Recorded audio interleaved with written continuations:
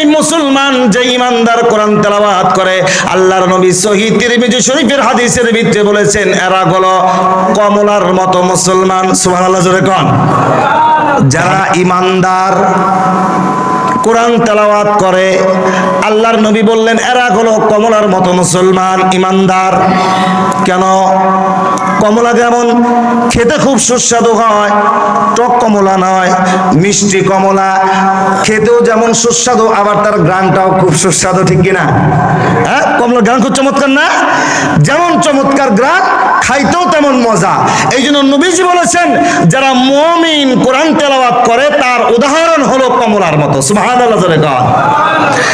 এরপরে আল্লাহ রাসূল সাল্লাল্লাহু আলাইহি ওয়াসাল্লাম তিনি বলেন মাসালুল মুমিনিল্লাযী ইয়াকরাউল কুরআনা কামাসালিল উতরুজ্জাতি রিজালুন তাইয়্যিবুন ওয়া তা'মুহা তাইয়্যিবুন। আল্লাহর নবীজি সাল্লাল্লাহু আলাইহি ওয়াসাল্লাম বলেন যারা মুমিন কিন্তু কোরআন পড়ে না তার উদাহরণ হলো খেজুরের মতো। কথা কি বুঝাচ্ছে আমার? যারা মুমিন কোরআন পড়ে না তারা হলো খেজুরের মতো। ঈমান আছে এই জন্য খেজুরটা একটু মিষ্টি, কিন্তু খেজুরের কোনো গ্রান নাই, ঠিক কিনা? ঈমান আছে এই জন্য খেজুরটা মিষ্টি, কিন্তু ঈমান আছে কোরআন পড়ে না এই জন্য খেজুরের ভিতরে কোনো গ্রান নাই, ঠিক কিনা? তাহলে দুইটা কথা বললাম, যে ঈমানদার, যে মুমিন, নিজে মুমিন আবার কোরআনও তেলাওয়াত করে, এর উদাহরণ হলো কমলার মতো, খেতেও যেমন মিষ্টি সুস্বাদু, তার গানটাও বড় চমৎকার। আর যে খালি মুমিন কিন্তু কোরআন পড়ে না, এর উদাহরণ হলো খেজুরের মতো, ঈমান আছে এই জন্য মিষ্টি, কিন্তু কোরআন তেলাওয়াত করে না এই জন্য কোনো গ্রান নাই। এরপরে নবীজি 3 নম্বরে বললেন যারা মুনাফিক, যারা মুনাফিক, যারা আমাসালুল মুনাফিকিল্লাযী ইয়াকরাউল কুরআন, নবীজি তাদেরকে যারা মুনাফিক, আল্লাহর নবী উদাহরণ দিয়েছে সরিষা ফুলের মতো মুনাফিক। আর এই মুনাফিক তৈরি হয় মুসলমানের ভিতর থেকে। ইহুদি, খ্রিস্টান, নাসারা, বৌদ্ধ এরা কোনো মুনাফিক হয় না, আর মুনাফিকটা হয় শুধুমাত্র মুসলমানের ভিতর থেকে, ঠিক কিনা? এই জন্য নবীজি বলেছেন মুসলমান দাবি করা অর্থাৎ মুনাফিক, এরপরও কোরআন তেলাওয়াত করে। এই জন্য নবীজি উদাহরণ দিয়েছে এটা হলো সরিষা ফুলের মতো। সরিষা ফুলের গ্রান আছে কিন্তু তার ফলটা তিক্ত। আর বলা হয়েছে 4 নম্বরে ওয়ামাসালুল মুনাফিকিল্লাযী লা ইয়াকরাউল কুরআন, নবীজি সাল্লাল্লাহু আলাইহি সাল্লাম বলেছেন আর যে মুনাফিক কোরআন পাঠ করে না, যেই মুনাফিক কোরআন পাঠ করে না তার উদাহরণ হলো মাকাল ফলের মতো, দেখতে বড় চমৎকার কিন্তু ওটা খেতে জঘন্য, ঠিক কিনা? তাহলে 4টা কথা বললাম। যারা কোরআন তেলাওয়াত করে, আল্লাহ রাসূল 4টা জিনিসের সাথে সম্পর্ক করেছেন।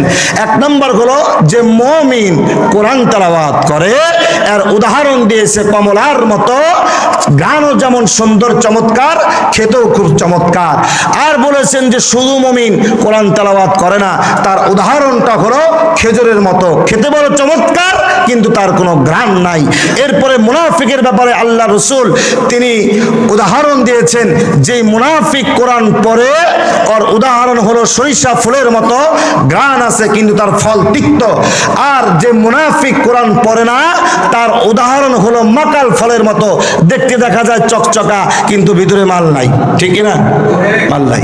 ভাইরা আমার, বন্ধুরা আমার, এই কোরআনুল কারীমের সাথে কোনো মানুষ যদি সম্পর্ক করে, আল্লাহ পাক রব্বুল আলামিন কোরআনের সংস্পর্শে থাকার কারণে ওই মানুষটার দামও আল্লাহ পাক দুনিয়াতে এবং আখিরাতে বাড়ায় দেয়। জোরে কোন সুবহানাল্লাহ। উহুদ প্রান্তর দিকে চলে যান, আল্লাহর পয়গম্বর উহুদের ময়দানে তার লোহার হেলমেটটা বিঁধে গেল।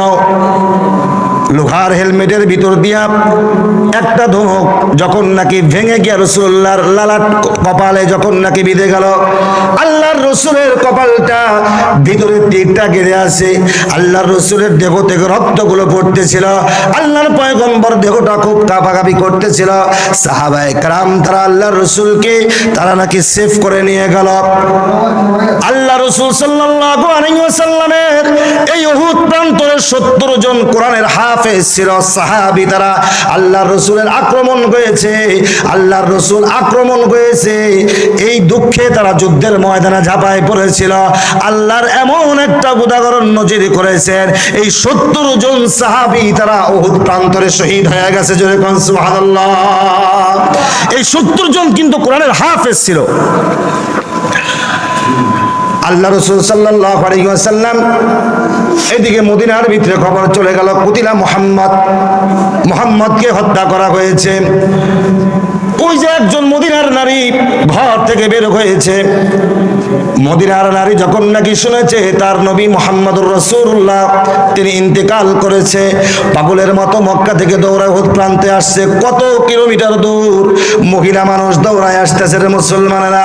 প্রতিমধ্যে কোনো সাহাবীর সাথে দেখা হয়ে গেল, আর সাহাবীরা বলেন ও মহিলা দৌড়ায় কোনো লাভ নাই, তুমি আর যে সন্তান এই যুদ্ধের ময়দানে এসেছিল সে তো আজকে শহীদ হয়ে গেছে, দৌড়ায় কোনো লাভ নাই।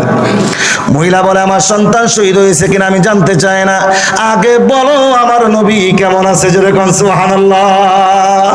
আর একটু দূর দিচ্ছে, আবার সামনে যাচ্ছে, সাহাবায়ে কেরামের সাথে দেখা। সেবার সাহাবায়ে কেরাম বলতেছেন ও মহিলা উহুদ প্রান্তরে গিয়ে লাভ নাই, তোমার স্বামী এসেছিল, তোমার ভাই এসেছিল, এরা সকলেই তো উহুদ প্রান্তরে শহীদ হয়ে গেছে। এইবার মহিলারা ডাক দিয়ে বলল ও আমার সাহাবীরা শোনো, ও গো আল্লাহর রাসূলের সাহাবীরা তোমরা শোনো, উহুদ প্রান্তরে কে মারা গেছে এটা আমার দেখার বিষয় নয়, আগে বলো দেখি আমার দ্বীনের নবী মুহাম্মদুর রাসূলুল্লাহ কেমন আছে। জোরে কোন সুবহানাল্লাহ।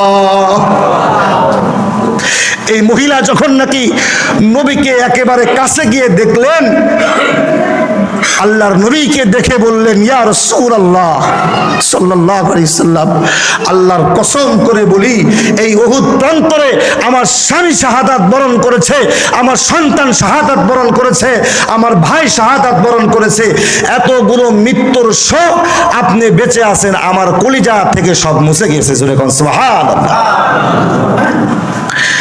এবার আল্লাহ রাসূল একটু সুস্থ ফিরে আসলেন। সাহাবায়ে কেরাম 70 জন শহীদের লাশগুলো একত্রিত করা হলো। 70 জন সাহাবী যার সিনার ভিতরে আল্লাহর কোরআন আছে, সিনার ভিতরে আল্লাহর কোরআন আছে, এক জায়গায় করা হলো। আল্লাহ রাসূল বললেন শাহাদাতের সংখ্যা কত? সাহাবায়ে কেরাম বললেন ইয়া রাসূলুল্লাহ 70 জন কোরআনের হাফেজ যারা ইন্তেকাল করেছে। আল্লাহর পয়গম্বর ডাক দিয়া বললেন 70টা কবর খোঁড়ার দরকার নাই, এটা অনেক ভারী কাজ, অনেক সময়ের ব্যাপার, আর ওইদিকে যুদ্ধ এখনো চলমান। ও সাহাবীরা 70টা কবর খোঁড়ার দরকার নাই, তোমরা 35টা কবর খনন করো, এক একটা কবরের ভিতরে 2 জন করে কে শোয়া দাও। জোরে কোন সুবহানাল্লাহ। কবর খোঁড়ো, এক একটা কবরের ভিতরে 2 জন করে সাহাবীদেরকে রাখো।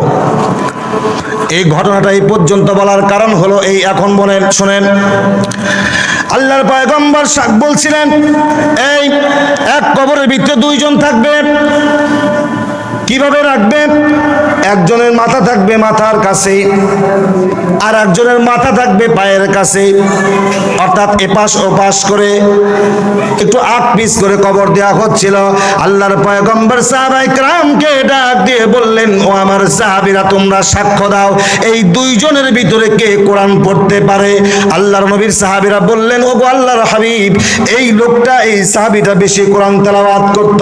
আল্লাহর নবী বললেন এই কবরটাকে তুমি, এই লাশটাকে তুমি কবরের আগ মাথায় দাও, অর্থাৎ মাথার কাছে শোয়া দাও, আর একজন সাহাবী সে একটু কোরআন কম পড়তো, তাকে পায়ের কাছে শোয়া দাও। এভাবে করে করে আল্লাহ পাকের নবী কোরআনওয়ালা সাহাবীদেরকে সম্মান দিয়েছেন। জোরে কোন সুবহানাল্লাহ।